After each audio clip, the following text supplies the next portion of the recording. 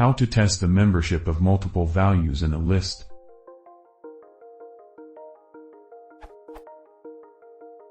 I want to test if 2 or more values have membership on a list, but I'm getting an unexpected result. So, can Python test the membership of multiple values at once in a list? What does that result mean?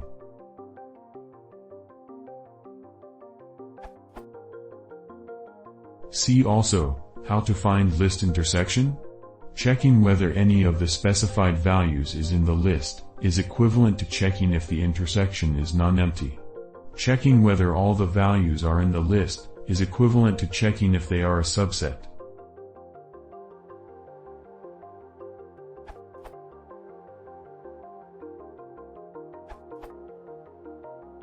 This does what you want, and will work in nearly all cases. The expression a, b in, b, a, foo, bar, doesn't work as expected because Python interprets it as a tuple. Other options.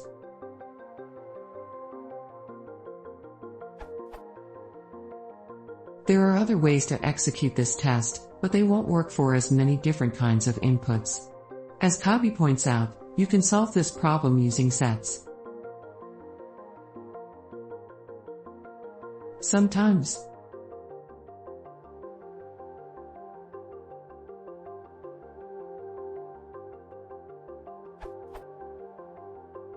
Sets can only be created with hashable elements. But the generator expression all x in container for x in items can handle almost any container type. The only requirement is that container be reiterable, i.e. not a generator. Items can be any iterable at all.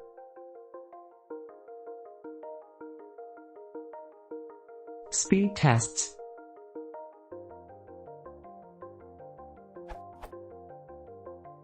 In many cases, the subset test will be faster than all, but the difference isn't shocking, except when the question is irrelevant because sets aren't an option. Converting lists to sets just for the purpose of a test like this won't always be worth the trouble. And converting generators to sets can sometimes be incredibly wasteful, slowing programs down by many orders of magnitude. Here are a few benchmarks for illustration. The biggest difference comes when both container and items are relatively small. In that case, the subset approach is about an order of magnitude faster.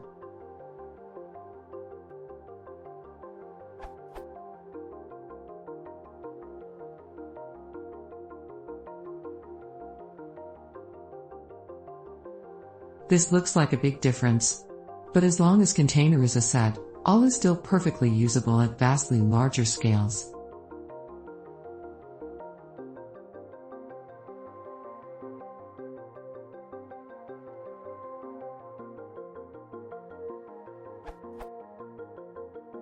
Using subset testing is still faster, but only by about 5x at this scale. The speed boost is due to Python's fast C-backed implementation of set, but the fundamental algorithm is the same in both cases. If your items are already stored in a list for other reasons, then you'll have to convert them to a set before using the subset test approach. Then the speedup drops to about 2.5x. And if your container is a sequence, and needs to be converted first, then the speedup is even smaller.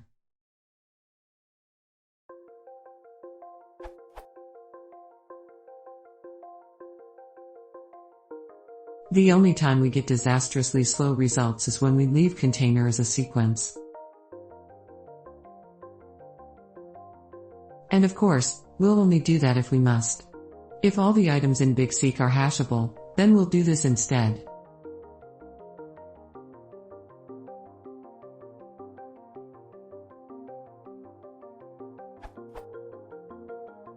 That's just 1.66x faster than the alternative. Set BigSeq is greater than or equal to set BigSubSeq, timed above at 4.36. So subset testing is generally faster, but not by an incredible margin. On the other hand, let's look at when all is faster. What if items is 10 million values long, and is likely to have values that aren't in container?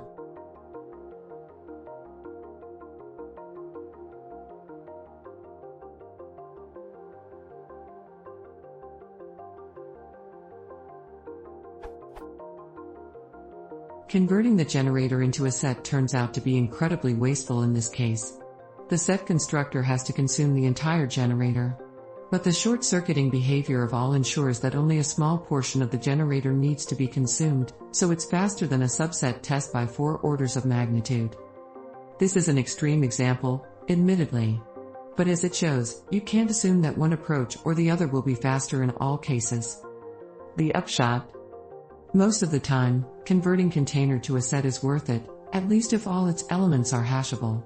That's because in for sets is O1, while in for sequences is ON.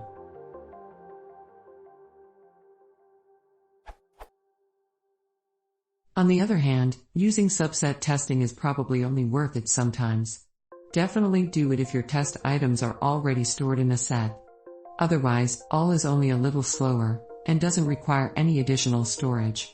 It can also be used with large generators of items, and sometimes provides a massive speedup in that case.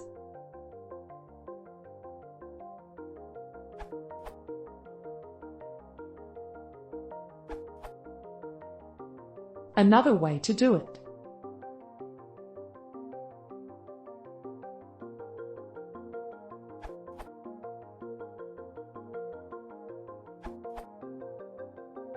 If you want to check all of your input matches. If you want to check at least one match.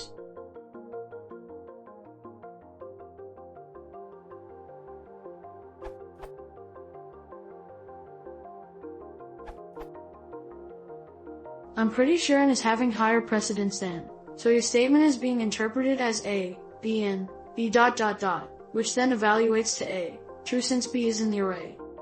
See previous answer for how to do what you want.